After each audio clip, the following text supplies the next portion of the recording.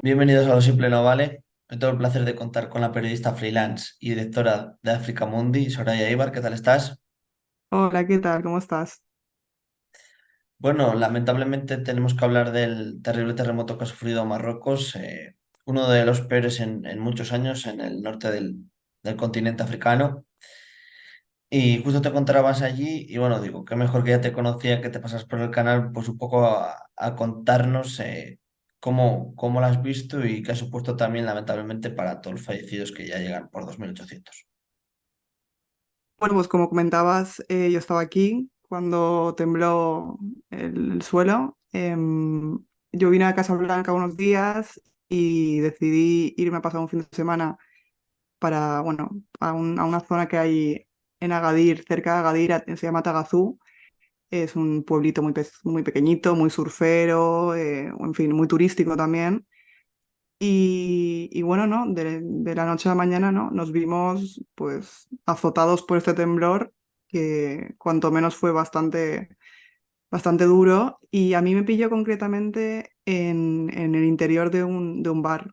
Em, Pues, por un momento no sabía que era, o sea, yo nunca había vivido un terremoto, ¿no? Entonces al principio no entendía por qué se movía el suelo. Pensé que sería cualquier movimiento de alguna mesa o de alguien que estaba sentado en la misma banqueta que yo, pero luego de repente empezó a subir la intensidad y pasamos de eso pues a, no sé, vasos por el suelo, las lámparas se movían de un lado a otro, se fue la cobertura durante pues igual 20 minutos, no había luz.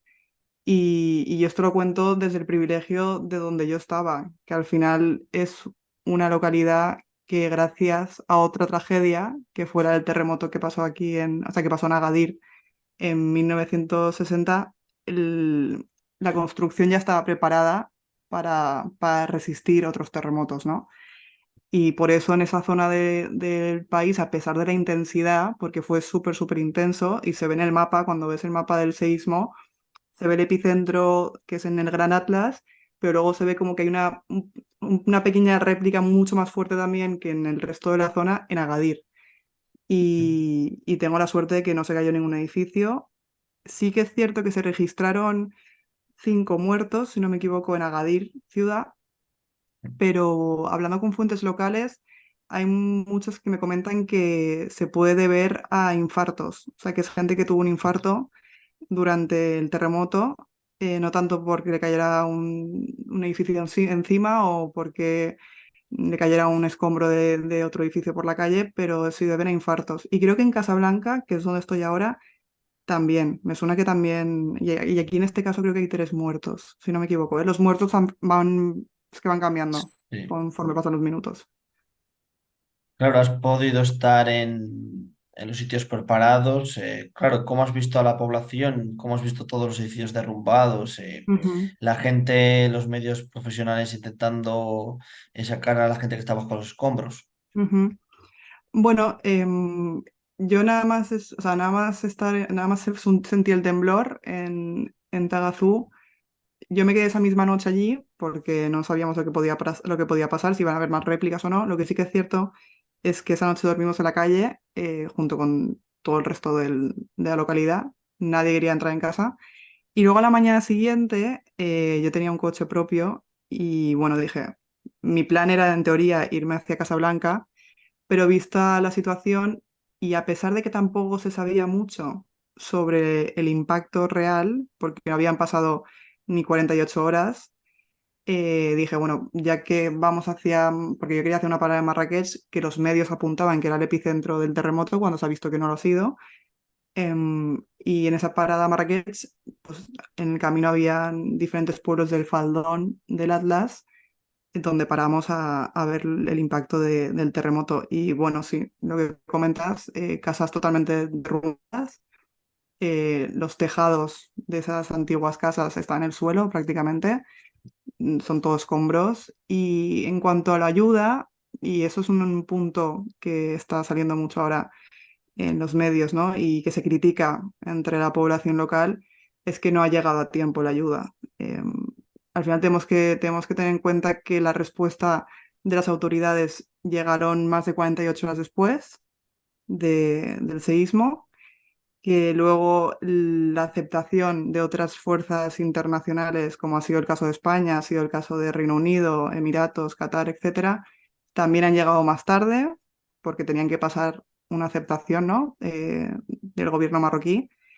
Y bueno, eso ha creado mucho malestar entre los locales, muchísimo, muchísimo. Y ellos mismos son los que se han organizado y los que han levantado escombros, han quitado piedras de las carreteras para que entren las provisiones que ellos mismos llevaban en coches privados.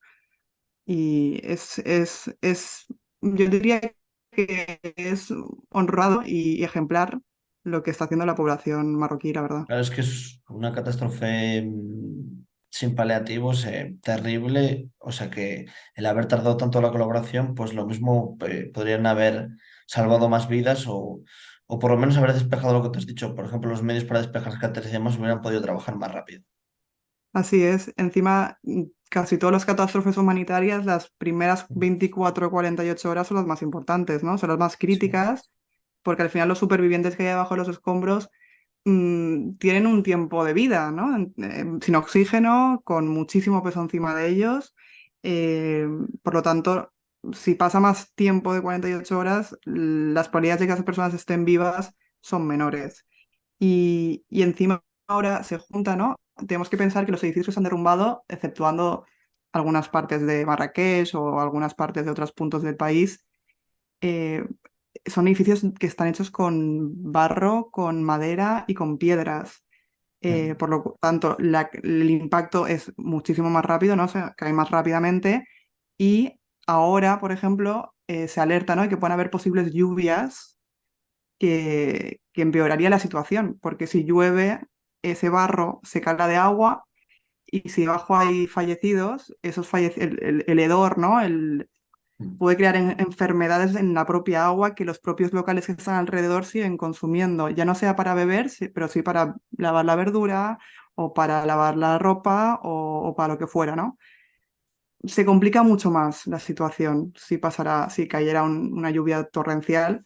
Tenemos que pensar que encima la mayoría de los pueblos que están más perjudicados están en el norte del Atlas. El norte hace mucho frío y las condiciones meteorológicas son más extremas, ¿no? O sea, por el día hace calor y por la noche hace frío, no hay un punto medio, y eso evidentemente pues no ayuda. Sí, lo que tú has comentado, además del terreno que esté más elevado con la construcción que te has dicho de las casas y demás, pues hace todavía más complicado entre el acceso y luego lo primitivo que eran los materiales con los que estaban construidas las casas, pues complicado. Luego Sí, también es complicado. parte de eso se le critica también en la época de nación al rey Mohamed de que debería de haber actuado más rápido, haber aceptado la ayuda internacional.